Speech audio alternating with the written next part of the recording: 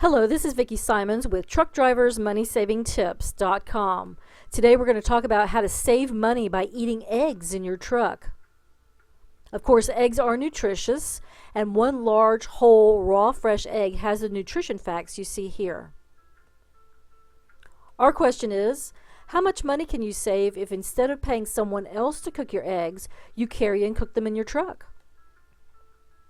You want to keep your eggs cold and unbroken until you're ready to cook them.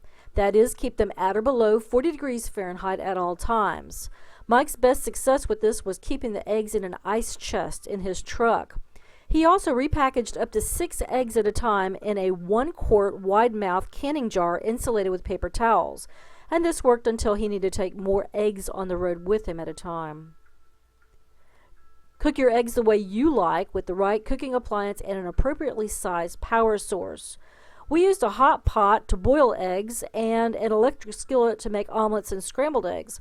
We would plug these appliances in one at a time into a surge protector that was plugged into an inverter that was connected to the batteries in Mike's truck. You'll also want to make sure that you heat your eggs to an internal temperature of 160 degrees Fahrenheit to avoid problems with salmonella. Of course, eggs are ingredients in other baked dishes too, like this delicious Amish baked oatmeal that we cooked in a crock pot in Mike's truck.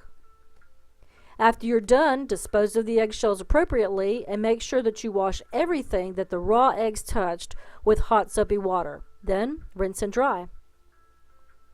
And calculate your savings by adding up your costs versus the cost of a restaurant meal plus tax and tip. Factor in the per-use cost of your equipment if you like. How much money did you save? Please let us know. We invite you to get and share great money-saving tips for truck drivers at truckdriversmoneysavingtips.com. Thanks.